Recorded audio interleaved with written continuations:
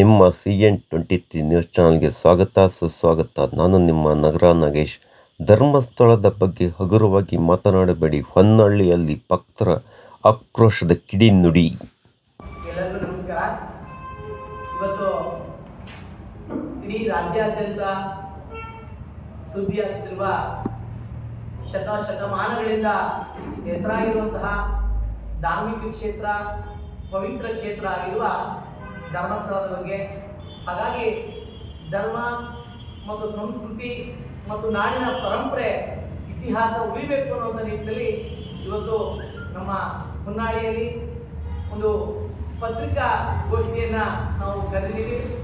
ಇದರ ಉದ್ದೇಶ, ಈ ಪತ್ರಿಕಾಗೋಷ್ಠಿಗೆ ಎಲ್ಲ ನನ್ನ ಹೊನ್ನಾಳಿಯ ಕ್ರಿಯಾಶೀಲ ಎಲ್ಲ ಪತ್ರಿಕಾ ಮಾಧ್ಯಮಗಳಿಗೆ ನನ್ನ ಹೃತ್ಪೂರ್ವಕವಾದ ಒಂದು ಅಭಿನಂದನೆಗಳನ್ನು ತಿಳಿಸ್ತಾ, ಹಾಗೆಯೇ ಎಲೆಕ್ಟ್ರಾನಿಕ್ ಮೀಡಿಯಾ ಸುರೇಶ್ ಇರ್ಬೋದು, ಧ್ರುವ ಚಾನಲ್ ಇರ್ಬೋದು, ಎಲ್ಲರೂ ಸಹ ಅವ್ರಿಗೂ ಸಹ ಸ್ವಾಗತ ಕೋರ್ತಾ, ಇಡೀ ರಾಜ್ಯಾದ್ಯಂತ ಇವತ್ತು ಬರೀ ಧರ್ಮದ ಬಗ್ಗೆ ಅವಹೇಳನ ಹೇಳಿಕೆಯನ್ನ ಕೊಡ್ತಾ ಇವತ್ತು ಸಮಾಜದಲ್ಲಿ ಕಲುಷಿತವಾದಂತಹ ವಾತಾವರಣ ನಿರ್ಮಾಣ ಮಾಡ್ತಾ ಇದ್ದಾರೆ.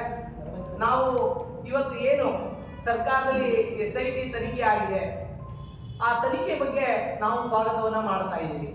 ನಾವು ಸಹ ಕಾನೂನನ್ನ ತಲೆಬಾಗ್ತೀವಿ, ಕಾನೂನನ್ನ ಗೌರವಿಸ್ತೀವಿ. ಹಾಗೇನೆ ಈ SIT ತನಿಖೆ ಹಿಂದೆ ಸೌಜನ್ಯದ ಒಂದು ಪ್ರಕರಣವನ್ನ ಇಟ್ಕೊಂಡು ಈ ಒಂದು ಹೋರಾಟವನ್ನ ಕೆಲವು ವ್ಯಕ್ತಿಗಳು ಶಾಂತಿಯನ್ನ ಭಂಗ ತರೋ ರೀತಿಯಲ್ಲಿ ಮಾಡ್ತಾ ಇದ್ದಾರೆ. ಆದ್ರೆ ನಾವು ಇವತ್ತು ಏನು ಅಂತಂದ್ರೆ ಹೇಳ್ತಾ ಇರೋದು, ಸೌಜನ್ಯ ಒಂದು ಹೆಸರನ್ನೇ ಇಟ್ಕೊಂಡು ಇವತ್ತು ಕೆಲವು ಒಂದು ಮೊಬೈಲ್ಗಳಲ್ಲಿ ಅವರೇ ಆದಂತ ಕ್ರಿಯೇಟ್ ಮಾಡಿಕೊಂಡು ಅದನ್ನ ವ್ಯವಸ್ಥೆಯಲ್ಲಿ ಸಮಾಜದಲ್ಲಿ ಹಿರಿಯ ಭಕ್ತರು, ಧರ್ಮಸ್ಥಳದ ಅಭಿಮಾನಿಗಳು ಎಲ್ಲರೂ ಸಹ ಇವತ್ತು ಅವರ ಮನಸ್ಸನ್ನ ಕೆಡಿಸುವಂತ ಒಂದು ವ್ಯವಸ್ಥೆ ಆಗ್ತಾ ಇದೆ. ಆದ್ರೆ ನೀವು ಹಂಗಾರೆ ಸೌಜನ್ಯ ವಿರುದ್ಧವಾಗಿದೆಯಾ ಅನ್ನೋಂಥದ್ದು ಪ್ರಶ್ನೆ ನಿಮಗೆ ಬರ್ಬೋದು. ನಾವು ಯಾವತ್ತೂ ಸಹ ಸೌಜನ್ಯ ನಮ್ಮ ಕನ್ನಡ ನಾಡಿನ ಒಂದು ಮಹಿಳೆಗೆ ನ್ಯಾಯ ಸಿಗಬೇಕು ಅನ್ನೋದು ನಮ್ಮ ಒಂದು ಹೋರಾಟ. ಅದರಲ್ಲಿ ಹಿಂದೆ ಪೊಲೀಸ್ ತನಿಖೆ ಆಗಿದೆ, CBI ತನಿಖೆ ಆಗಿದೆ ಮತ್ತು COD ತನಿಖೆನೂ ಆಗಿದೆ. ಆದ್ರೆ ನಾವು ಇವತ್ತು ಸಹ SIT ತನಿಖೆಯಲ್ಲಿ ಏನೇನು ಸಾಬೀತಾಗುತ್ತೋ, ತಪ್ಪಿತಸ್ಥರು ಯಾರು ಅಂತ ಅದು ಆಗುತ್ತೋ ಅದಕ್ಕೆ ನಮಗೆ ಸ್ವಾಗತ. ಅದ್ರ ಜೊತೆಗೆ ನನಗೆ ತುಂಬಾ ಇಡೀ ರಾಜ್ಯದ ಭಕ್ತರಿಗೆ ಒಂದು ನೋವು ಕೊಡುವಂತ ಸಂಗತಿ ಏನಂದ್ರೆ, ಇವತ್ತು ನಮ್ಮ ಹಿಂದೂ ಧರ್ಮದ ಒಂದು ಪವಿತ್ರ ಸ್ಥಳ ಅಂದ್ರೆ ಧರ್ಮಸ್ಥಳ. ನಮ್ಗೆಲ್ಲರಿಗೂ ಹಿಂದೂ ಜನರ ಭಾವನೆಗಳಿಗೆ ಧಕ್ಕೆ ತರುವಂತ ಕೆಲಸ ಇವತ್ತು ಕೆಲವು ವ್ಯಕ್ತಿಗಳು ಮಾಡ್ತಾ ಇದ್ದಾರೆ. ನಾವಿವತ್ತು ಆ ಒಂದು ಏನು ಪದೇ ಧರ್ಮಸ್ಥಳ ಮಂಜುನಾಥ ಸ್ವಾಮಿ ಅನ್ನೋದನ್ನ ಇವತ್ತು ಏನು ಎಲ್ಲ ವಿಷಯಗಳು ಪ್ರಸ್ತಾಪ ಆಗ್ತಾ ಇದೆ, ಅದು ನಿಲ್ಲಬೇಕು. ಅವರಿಗೆ ಈ ಕರ್ನಾಟಕ ಘನ ಸರ್ಕಾರ ಏನು SIT ತನಿಖೆಯನ್ನ ಮಾಡ್ತಾ ಇದೆ, ಅವ್ರು ಏನು ಎಷ್ಟು ಜನ ಇದ್ದಾರೆ ಅವ್ರ ಬಗ್ಗೆನೂ ಸಹ ತನಿಖೆ ಆಗ್ಬೇಕು ಅನ್ನೋದು ನಮ್ಮ ಹೋರಾಟ. ನಾಳೆ ಹೊನ್ನಾಳಿಯಲ್ಲಿ ಬುಧವಾರ 8ನೇ ತಿಂಗಳು ಬುಧವಾರದಂದು ಬೆಳಗ್ಗೆ 10 ಗಂಟೆಗೆ ಹೊನ್ನಾಳಿ ಹಿರೇಕಲ್ಮಠದ ಗಣಪತಿ ದೇವಸ್ಥಾನದ ಮುಂಭಾಗದಲ್ಲಿ ನಾವು ಎಲ್ಲ ಹೊನ್ನಾಳಿ ಮತ್ತು ನ್ಯಾಮತಿ ತಾಲೂಕಿನ ಸದ್ಭಕ್ತರು, ಹಾಗೇನೆ ತುಂಬಾ ಕಡೆಯಿಂದ ನಮಗೆ ಫೋನ್ ಕಾಲ್ ಬಂದಿದೆ. ಹಲವಾರು ಎಲ್ಲ ಕಡೆಯಿಂದನೂ ಬರ್ತಾರೆ ಅನ್ನೋಂಥ ಇದೆ. ಹರಿಯಾಣ ಕಡೆಯಿಂದ, ಬೆಳೆಬೆನ್ನೂರು, ಶಿವಮೊಗ್ಗ ಆ ಕಡೆಯಿಂದನೂ ಸಹ ಸಹಸ್ರಾರು ಭಕ್ತರು ಸೇರುವಂತ ನಿರೀಕ್ಷೆ ಇದೆ. ಈ ತರ ಫೋನ್ ಕಾಲಲ್ಲಿ ಬರ್ತಾ ಇತ್ತು. ಆ ಒಂದು ನಿಟ್ಟಿನಲ್ಲಿ ನಾವು ಇವತ್ತು ಶಾಂತಿಯುತವಾಗಿ ನಾವು ಮಂಜುನಾಥ ಸ್ವಾಮಿಯ ಭಾವಚಿತ್ರವನ್ನ ಮೆರವಣಿಗೆ ಜೊತೆಗೆ ಬರೋದ್ರ ಜೊತೆ ಪೂಜಿಸಿ, ನಾವು ಇಡೀ ತಾಲೂಕಿನ ಎಲ್ಲ ಭಕ್ತರಿಂದ, ಇಲ್ಲಿ ಯಾರು ಸಹ ಒಬ್ಬ ವ್ಯಕ್ತಿ ಅಲ್ಲ, ಇಡೀ ಸಾಮೂಹಿಕ ಹೊನ್ನಾಳಿ ಮತ್ತು ನ್ಯಾಮತಿ ತಾಲೂಕಿನ ಧರ್ಮಸ್ಥಳದ ಭಕ್ತರು ಒಗ್ಗೂಡಿ ಈ ಒಂದು ಹೋರಾಟವನ್ನ ಮಾಡ್ತಾ ಇದ್ದೀವಿ. ಈ ಹೋರಾಟಕ್ಕೆ ತಾವೆಲ್ಲರೂ ಸಹ, ಇದು ನಮ್ಮ ಮನವನ್ನ ಕಲಕಿದಂತಹ ಹೋರಾಟ ಆಗಿದೆ. ನಮ್ಮ ಧರ್ಮವನ್ನ ಉಳಿಸಬೇಕಾಗಿದೆ, ನಮ್ಮ ಸಂಸ್ಕೃತಿಯನ್ನ ಉಳಿಸಬೇಕಾಗಿದೆ, ಧರ್ಮಸ್ಥಳದ ಮಂಜುನಾಥ ಸ್ವಾಮಿಗೆ ಅಪಪ್ರಚಾರವನ್ನ ಹೋಗಲಾಡಿಸಬೇಕಾಗಿದೆ. ಅಂತ ಒಂದು ನಿಟ್ಟಿನಲ್ಲಿ ನಾವೆಲ್ಲ ಭಕ್ತರು ಸೇರ್ಕೊಂಡು ಇವತ್ತು 13ನೇ ತಾರೀಕು ಬೆಳಗ್ಗೆ 10 ಗಂಟೆಗೆ ಮಠದಿಂದ ಜಾಥಾವನ್ನ ಪ್ರಾರಂಭ ಮಾಡ್ತಿದ್ದೀವಿ.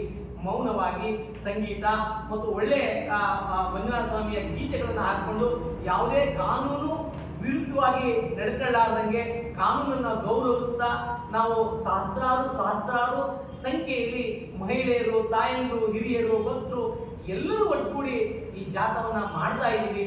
ಈ ಜಾಥ ಯಶಸ್ವಿಯಾಗಲಿ ಅಂತ ನಮ್ಮ ಹೊನ್ನಾಳಿ ಪತ್ರಿಕಾ ಮಾಧ್ಯಮದಲ್ಲೂ ಸಹ ಈ ಸುದ್ದಿ ಆಗಬೇಕು. ಅದ್ರ ಜೊತೆಗೆ ಜಾಥಾ ಮಠದಿಂದ ಸಂಗೊಳ್ಳಿ ರಾಯಣ್ಣ ಸರ್ಕಲ್ ಮುಂಭಾಗದಲ್ಲಿ ಬಂದು ಕ್ರಾಂತಿವೀರ ಸಂಗೊಳ್ಳಿ ರಾಯಣ್ಣನ ಪ್ರತಿಮೆ ಹತ್ರ ಏನು ಒಂದು 3-4 ಜನ ಮಾತ್ರ ಈ ಉದ್ದೇಶವನ್ನ ಮಾತನಾಡಲಿದ್ದಾರೆ.